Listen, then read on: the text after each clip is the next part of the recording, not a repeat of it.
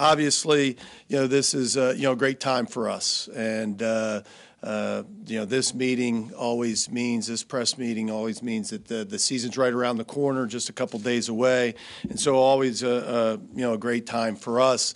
It's been 8 months since probably standing here in a press conference after a tough Monday, from a very good club. And so I think players, coaches, and fans, I know, are excited to put the uniforms back on and get started again.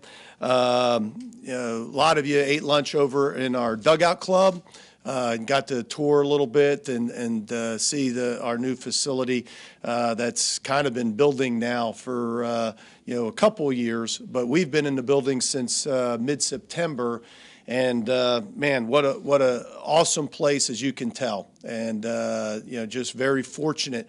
And I'm very fortunate. I think we're all fortunate. The players, the coaches, to be part of a university and athletic department and a community that really cares about baseball. To build that type of facility for your baseball program. And so fortunate to be in that, and what a building. Privileged to announce today that many of you heard we broke a season ticket record a couple weeks ago, but to announce today that I heard this morning 7,101 season tickets, which breaks last year's or 2 years ago record, 2017 record, by almost 900 tickets, and not a reserve seat left in the stadium. Remember the last expansion came in 2009 when we had 4 sellouts in a row of season tickets of all the reserve seats. That was back, in the days when Parrish remembers, and Chase and some of the other guys in this room, that people would buy their chairs at Walmart, and if you bought your chair there, you could cut off the back legs and put it on the hill. And so we remedied that by selling them season tickets. And so maybe another motivation for Ross and Keith to look at the next expansion. But we're excited to announce that, and what a neat thing to say that you sold over 7,000 seats for a baseball season.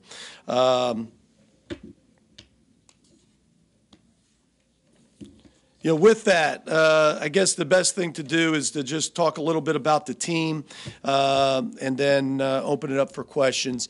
It was a great fall, and as we got back on the field this fall and watching the kids get after it, and certainly the way the season ended last year was tough for us. But we returned so many from last year's team, 7 of the starting 9, I think 11 pitchers that lettered for us last year.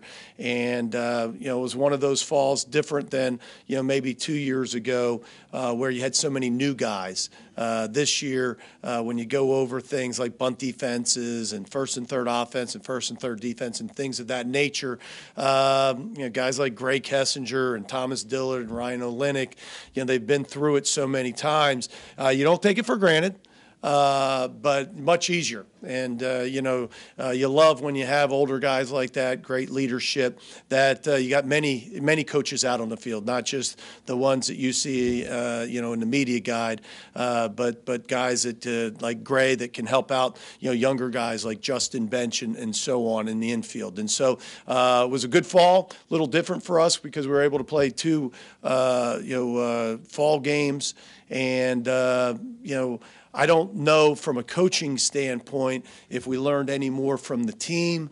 I don't know, does it help you in any way? But the one thing that I think it does is it really doesn't cost any money, and it certainly breaks the monotony up, for the programs, for the student athletes to be able to, instead of trade an inter-squad game, to go out there and play somebody in a different uniform. And I know that was a lot of fun.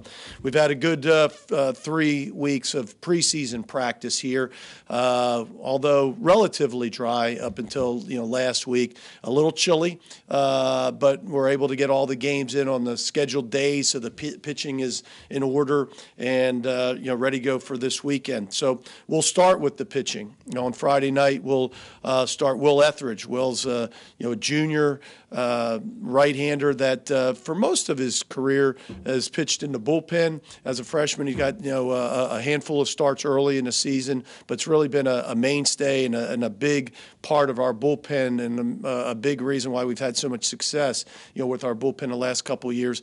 I really think going into the fall, and we talked, Will and I, over the summer, he really is the guy, that should be that person. He knew that he had to go out and earn it, but when you look on paper, he's the guy that's probably thrown the biggest innings of all the guys returning. And as all that we lost the 3 starters from last year, and so that's probably the biggest question mark. And so Will, and I don't want to even say arguably, I don't think left a doubt. I don't think there is an argument that he pitched better than anybody on our staff from the first inter squad until last weekend. I think he's only given up maybe 2 or 3 runs over maybe 8 or 9 starts in inter squad games, including a couple scrimmages against outside competition against Arkansas, Little Rock, and Delta State. Pitching on Saturday, or starting on Saturday, will be Zach Phillips. Zach's a junior college transfer that has got electric stuff, and we knew that from the fall. But has really pitched well the last couple weeks of inter squads, and really has pitched as well as anybody on the staff, and has looked really dominant, and I think gives us a little different look with a left-hander sandwiched in between Will and the Sunday starter in Gunnar Hoagland. Gunnar, big power right-hander, as many of you know, turned down the draft by the Milwaukee Brewers, being drafted in the first round to show up on our campus, and certainly, probably the big, marquee name of that recruiting class that entered campus this past fall. So that'll be the starting rotation for the first weekend. Another guy that could have started the first weekend, but we decided to put him in the bullpen, is Houston Roth. He'll be probably the first guy out of the bullpen on Friday. Probably log a couple innings in that game and start on Tuesday. And then Parrish, before you ask, we can beat you to the jump here, is Parker Caracci. Will be our closer. And then, of course, all the guys that I haven't mentioned yet will be in the bullpen to start the season off. Going around the infield, Tyler Keenan will start at third base on Friday night. At shortstop, we expect Gray to be better. As many of you know, he twisted his ankle a few weeks ago. If he's not quite ready to go, that'll not be great for us, but he'll be back quickly. I'm sure if he's not back this weekend, he'll be back soon after that. But if he doesn't start, Anthony Servideo will start in his stead. But if Gray does start at shortstop, Anthony Servideo will start at second base. And another huge competition, as a lot of you beat guys know that have been around watching the inter squads. I think Jacob Adams and both Anthony both have played very similar and very good, from all fall and early spring. At first base, Cole Zabowski will start at first base. Cooper Johnson will start behind the plate. Thomas Dillard will catch this year. He's been catching with us, but just hasn't done it, in the games yet. But I think, within the first week or so, you'll see him as a one start for sure behind the plate. But on Friday night, Cooper will start behind the plate. In left field, Thomas will start there. In center field, Ryan Olenek will start. And in right field, Tim Elko will start. The starting DH will be Chase Cockrell. So a lot of you that have watched us, both Cockrell and Elko have moved as corner infielders, moved to the outfield. And really a move that, I think they wanted as much as we did. They wanted to get on the field, and when you look at as talented as team as we return, they knew that maybe the best opportunity was to move to the outfield. But I think both of them, can play the infield and may play the infield at some point, maybe even as much or as early as this weekend. Other guys that looked for, out in the outfield, Carl Gindel, who had a really good fall and a good last 2 weeks before we start the season. I think he certainly, might get a start the first weekend out in the outfield, and I think without a doubt you'll see him on the field as a base runner or defensive replacement before the weekend ends. And so with that, I'll leave it up to you with the questions. Mike, what went into the thought process? Did Houston's versatility and being in the bullpen before, did that kind of help make the decision with Zach? Yeah. I think certainly it helped the fact, knowing that, he's been, such a big part of our bullpen the last couple of years. Some other things is, I like the as I mentioned, having a left-hander sandwich between Hoagland and Etheridge. And then the other fact is that, and probably the biggest factor is how dominant, Phillips looked the last 2 weekends, entering the season. So he's certainly a guy that, we knew would be an option and still may be. I mean, it's the first weekend. And, as you know, last year, we kept all 3 guys, but I can't remember a time where we've kept all 3 guys, the whole season. So we're just trying to get through the first weekend. Mike, you mentioned the tough Monday at the end of the season. How have you guys, as a staff, helped your players move on from that? Mm-hmm. Do you think that's been achieved? I think so. It was tough. It was as tough a day in baseball as I've ever had, and I've had a lot of days in baseball. And so, but to watch, as we all, to watch one example, a guy named Ryan Rollison, who during that game, gets drafted in the first round, knows that, not only is he going to live, maybe his lifelong dream of, being, a professional baseball player, but knows that he's he instantly became a millionaire. And to watch how emotional he was after a game, that's tough to watch, and to watch other guys like Will Golson and others that, put so much into, their baseball careers here to have it end and end in a fashion that and I said it, then for it to end in a way that I feel that it wasn't supposed to, in a way that, we were a better team than Texas Tech. Again, not taking anything away from them. They're a great baseball team, but our game's great because you got to play better than the other team, and they played better than us on that day. And so it was an unfortunate ending to a great, great season. So it took me a while to get over it, and I'm sure it did the players. But the players are resilient, and these guys I know are excited to get another opportunity at that. And so, once you get out on the field, I don't think you see any hangovers, effects, of that. I think once we got out there in late August, I think everybody's excited and looking toward the next year. Was there anything different that you guys did, how you talked about it with the players, or was it just, No, not really. And I think people handle it differently, and I've said this in a couple interviews. I'm not built that way, but it doesn't mean that other people shouldn't be. I'm not here to judge, but I think that's one of the reasons that I've been at the same school for 19 years. I think every year for me is a new team. I think that's what's so refreshing about, intercollegiate athletics is every year they're different. And you say, well, yeah, you got Kessinger and Etheridge and, Dillard and Olenek. Those guys are back. It's the same old team. No, it's not. Those guys are a year older, a year better, a year more mature. Their lives, when you're 18, 19, 20 years old, your life changes so much in just, 365 days. I know as you get older like us, 1 year doesn't seem like anything. But when you're a young person, and so they get motivated by different things. And so I'm sure some of them, maybe if you asked them, they may say that motivates them. I think we're always motivated in this program to get back to the College World Series and try to win a national championship for our university. But I think that's what motivates me. You'll probably have to ask them that question. What's something you hope to learn about this particular team after opening weekend?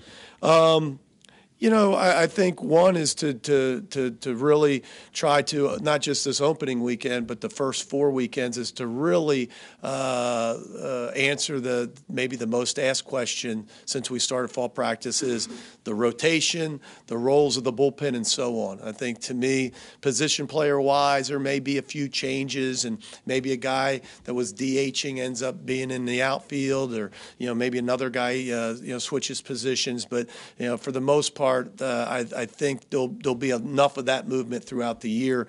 I think the biggest key for us is going into the first weekend against Alabama conference play, so 4 weeks since opening day, is that we can feel really good about the rotation, and that the bullpen understands their roles going forward. With Hoagland, what did you see from him this spring for him to earn that weekend spot, and what do you kind of want to see from him to keep?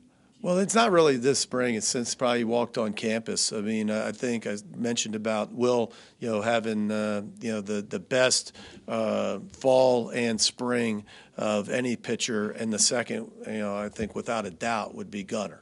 I mean, Gunnar had a little rough Saturday, this past Saturday, but prior to that, I don't know how many starts, but he had only given up 3 runs in all those other starts. And so he's been real dominant in our inter-squad games, and a guy that possesses a big-time fastball, but a good breaking ball and changeup, excellent command, really can throw the ball on both sides of the plate, and for a true freshman, a lot of poise. Cooper behind the plate. Say it again. With Cooper behind the plate, obviously arm pop time's always been there. Have you been pleased with how his defense has come along? Yeah, he's played really, really well. And yes, we all know about his throwing prowess, but he's received well. I think he's really blocked the ball well. He swung it well. He's had a really good fall and a really good early spring. He's always brought a lot of energy. But I think we've even seen some more leadership out of him, and as well you think you would, being in his 3rd year. So. Will Gunnar hit? Gunnar will hit. I don't know how much he'll hit on this team. We don't have a doubt that wasn't supposed to be a joke, Parrish. Only me and you are the only ones not laughing, right? Because we're locked in. Gunnar's, I think we don't have a doubt that Gunnar will hit in this program.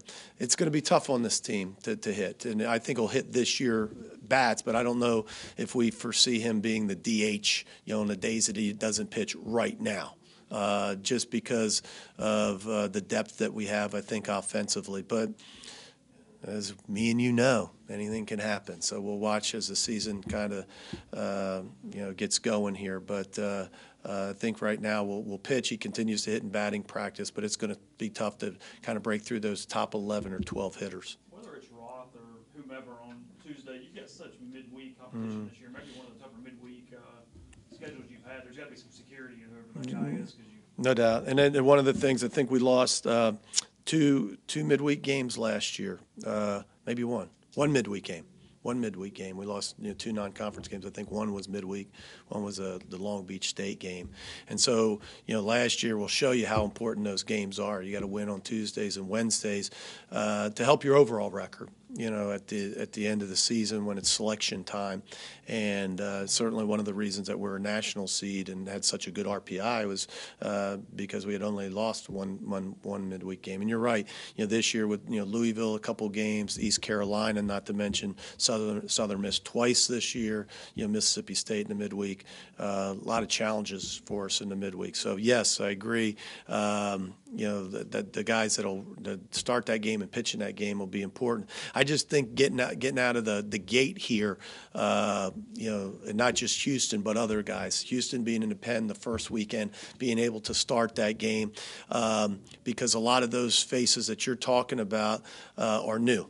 New to the bullpen, new to college baseball, and new to those Tuesday games. So I think that we'll be able to ease our way a little easier with Houston.